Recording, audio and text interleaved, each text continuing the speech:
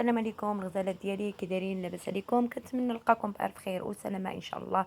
كنتمنى الفيديو ديالي يلقاكم في احسن الاحوال باذن الله. اليوم بغيت نشارك معكم واحد البليغات رائعين وممتازين. عندي في هاد المقادير واحد المعلقه ديال القرفه، ومعلقه ديال حبه حلاوه، ومعلقه من النافع، وعندي 3 الكؤوس ديال الدقيق، وثلاثه الكؤوس ديال الزنجبان.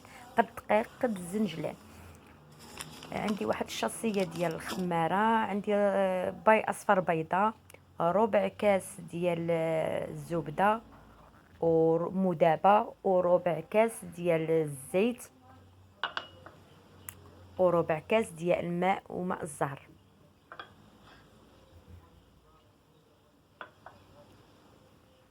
كنخلطوا هاد المقادير كلها وكنجمعوها، وكنضيفوا البيض والزيت وماء الزهر والخل، عفوا ماء الزهر والماء عفوا، واصفر بيضه، وكنجمعوا كل شيء وكنبسسوه ونجمعوه بيدينا، وما ندلكوش، نبقاو غير نجمعو حتى نلمو العجين ديالنا، لحقاش ديك الزنجلان واخا كنجمعوه كيولي يهبط من العجين، لحقاش قد الدقيق قد الزنجلان.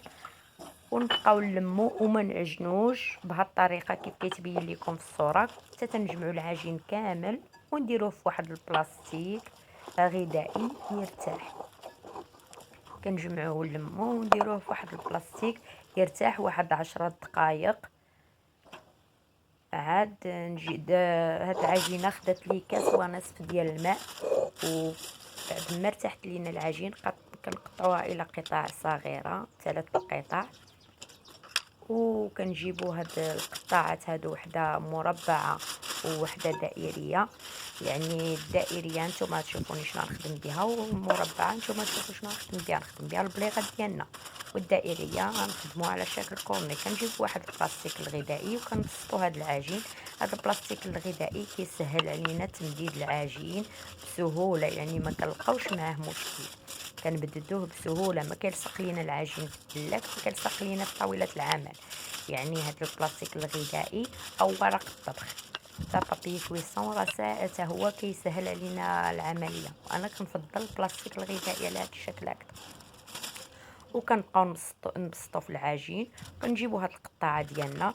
علاش درنا هكا مربعات؟ باش نشكلوا البليغه ديالنا باش كيجيونا قياس واحد.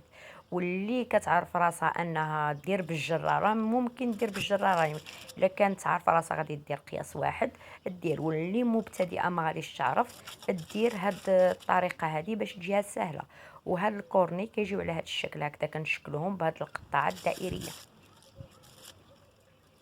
وكنبقاو مستمرين بهاد الطريقه حتى تنساليو العجين كامل، وكيجي الشكل ديالهم ممتاز. وكنخليوهم ينشفوا، وعاد ندوزو للقلي ديالهم بعد ما نساليو الكميه اللي عندنا كامله.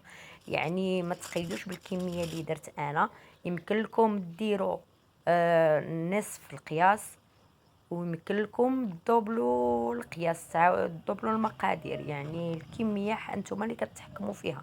او بعد ما نشف لينا وساليتو، تبارك الله كميه لا باس بها كيحط ورائعه. ندوزو للقلي ديالو ان شاء الله باذن الله. كنديروا الزيت ديالنا سخن، وكنجيب واحد الصفايه والعسل ديالنا فاش نعسلو. يعني تبارك الله راه البنات والسيدات راه كلشي كيعرف الطريقه ديال التعسال. يعني ما درت لكمش الطريقه ديال التعسال، راه ساهله. كنخليوها طيب وكتحمر بحال اللي كنحمروا الشباكيه. نتوما عينكم ميزانكم، ما تخليوهاش تحرق وما تخليوهاش، كتخليوها غير الذهب. راه فيها القرفه، فيها حبه حلاوه، فيها النافع، فهاد القرفه كتعطيها اللون. يعني ما فيهاش غير الملون، واللي ما فيهاش الزعفران او ضمة الزعفران.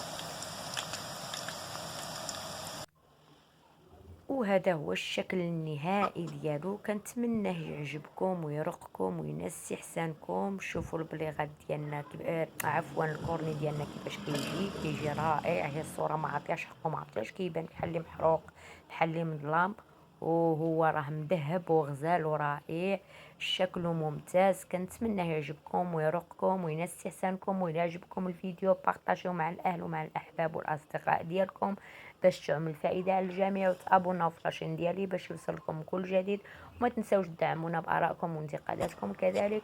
ودابا ما بقى ليا الا نقول لكم خليكم تمتعوا بهذا الفيديو الجميل. استودعكم الله الذي لا تضيع ودائعه، في فيديو آخر بإذن الله.